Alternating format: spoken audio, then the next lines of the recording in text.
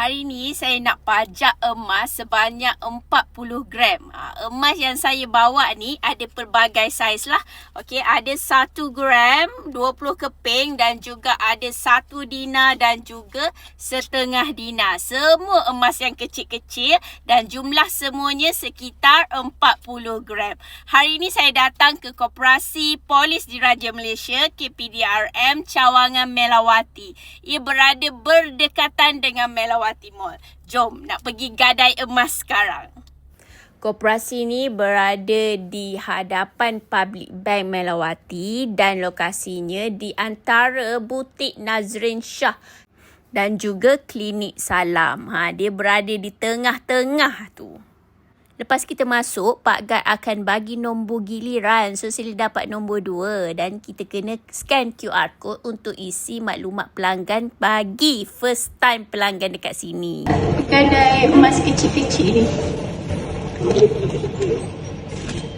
Satu surat berapa item? 12. Okay. Tapi nanti kalau kita nak tembus satu-satu boleh ke? So, you akan keluarkan surat baru pula?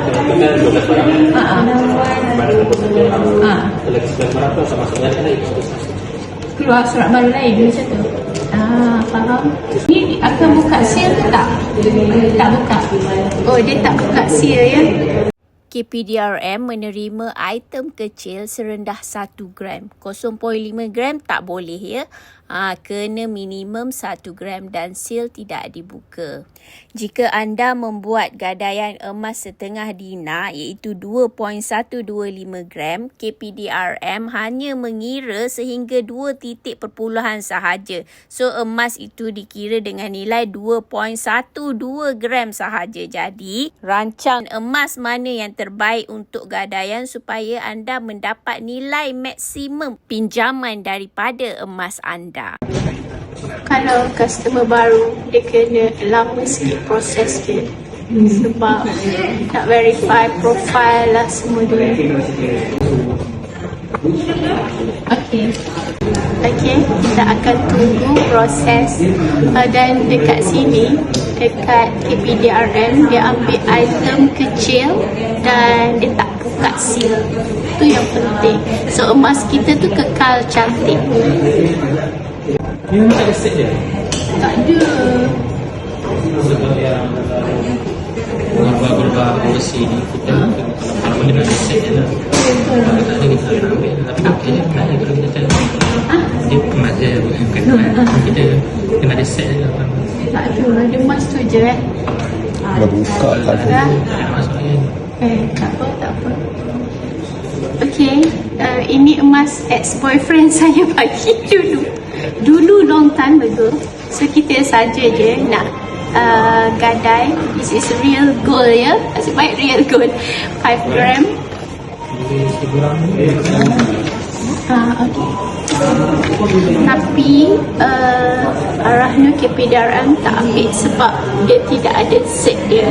Okay. So kita bawa balik lah yang ni. So kita gadai yang tu je. Yang public gold diambil tanpa was-was. Faham tak? So you all kena beli emas public gold, establish dan dipercayai. Dan ni bawa balik. Sambil Sally isi borang, emas Sally tadi telah disemak ketulinannya. Dia cek-cek macam tu je, tak buka seal pun. Kemudian staf akan bagi tahu berapa gram jumlah emas dan juga berapa nilai pinjaman yang kita dapat, iaitu 80% daripada nilai marhum. Nilai marhum tu adalah nilai emas kita berdasarkan harga emas semasa mengikut harga yang telah ditetapkan oleh KPDRM pada hari tersebut.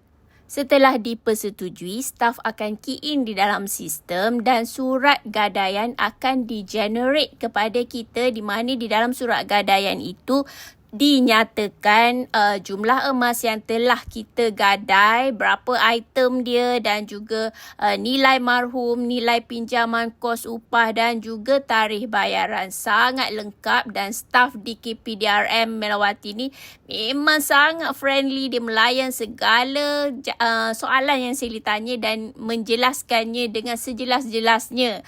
Sally sangat berpuas hati.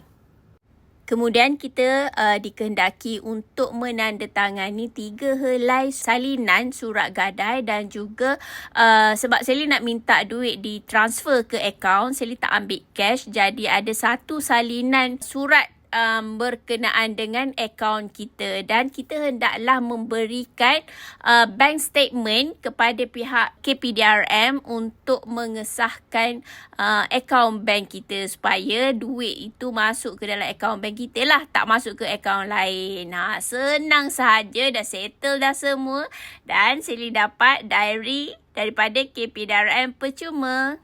Terima kasih ya Cik. So sekarang saya dah buat gadaian dekat koperasi PDRM. So kita dapat 2 surat gadai. So dia senaraikan semua item dekat dalam ni lah.